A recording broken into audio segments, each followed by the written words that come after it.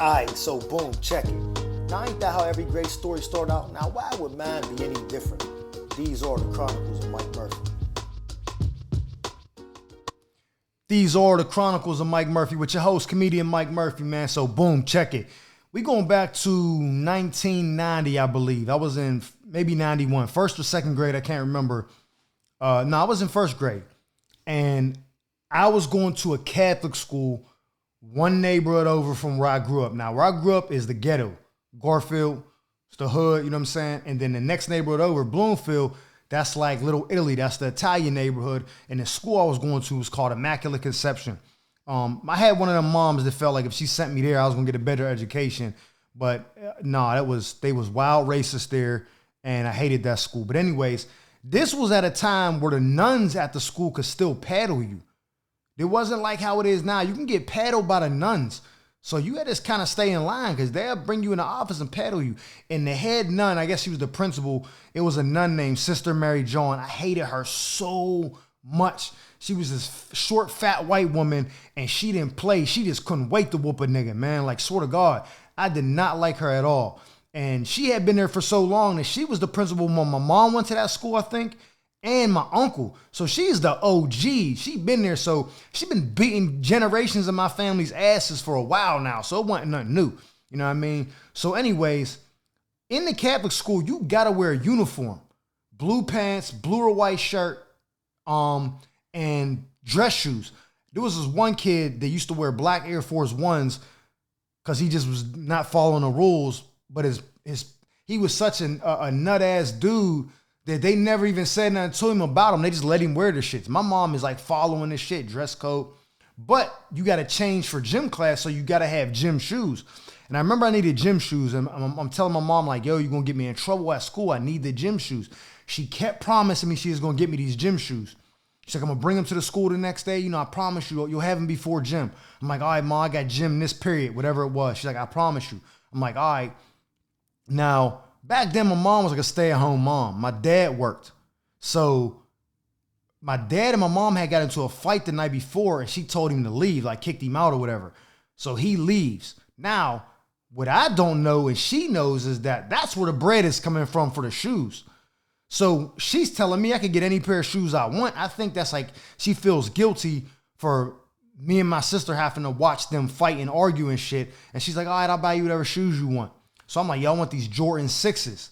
They was maroon, and it was all white with the maroon trim. They had the little hook on the back. I wanted them. Then was the new shits that was out. They was hot. That's what I wanted.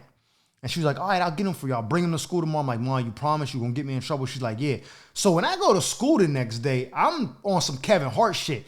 Yeah, watch this. It's about to go down. Watch. Y'all going to see. I'm hyping all my friends up. Nah, you going to see my mom bringing the Jordans. I'm getting these ones. I'm already picturing in my head how I'm going to be walking in, how I'm walking to the pencil sharpener to show the kicks off. I got this whole movie playing in my head because I'm about to be fresh to death with these Jordans. You know what I'm saying? And so I'll take it back a little bit. And this whole school is the school goes from kindergarten all the way to 8th grade. And that whole school, it's only like maybe three or four black kids. Me, my little sister, my best friend Dre, and I think one other dude that was like maybe in his 7th grade at the time. That was it. There was not a lot of black kids at that school. So for us, we don't really have much, man. They don't even think we should be there because most of us was poor. So I gotta have something to feel good about myself. Mom, bring the Jordans so I can stun on these niggas. And these niggas don't got Jordans.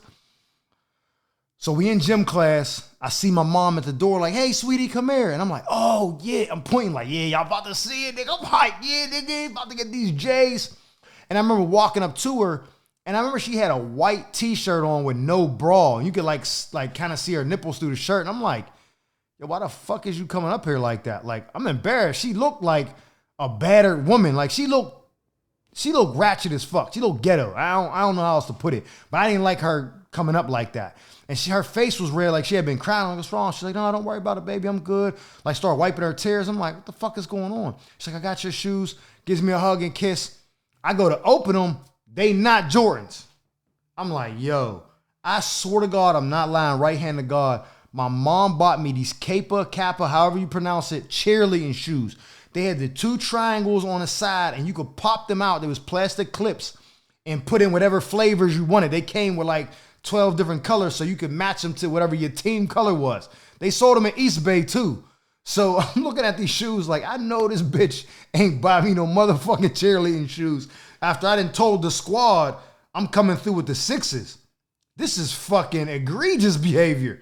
I'm like, yo, these ain't Jordans. Like, she was like, I mean, what you gonna be? I didn't have it. What, you ungrateful?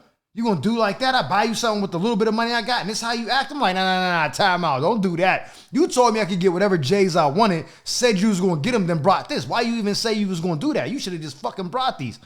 You could have brought me some black Air Forces so at least the kids wouldn't have said nothing because they would have knew what type time I was on with the black ones. You brought me some cheerleading shoes? I gotta fight every kid in my class now because you got me looking crazy. Like, they was thinking I was just poor. Now they gonna think I'm bisexual because you done got me some girl shoes. What's up with that, man? So she's like, you better just, she get an attitude now. You better just take what I could afford, get back to class, I'll see you later. She leaving with an attitude like, I fucking did something wrong. Nah, bitch, you brought me cheerleading shoes. You're bugging out. So I put the shoes on, went to gym class, and I guess the look on my face let them kids know, not right now, bro. Don't start no shit, because I'm telling you, it's going to be hands to faces in here if y'all niggas try to rip on me about these shoes.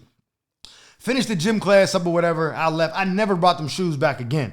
But I just remember like processing it later, like, oh, my dad and mom got into the argument and she kicked him out. So that's why she didn't have the money for the J's.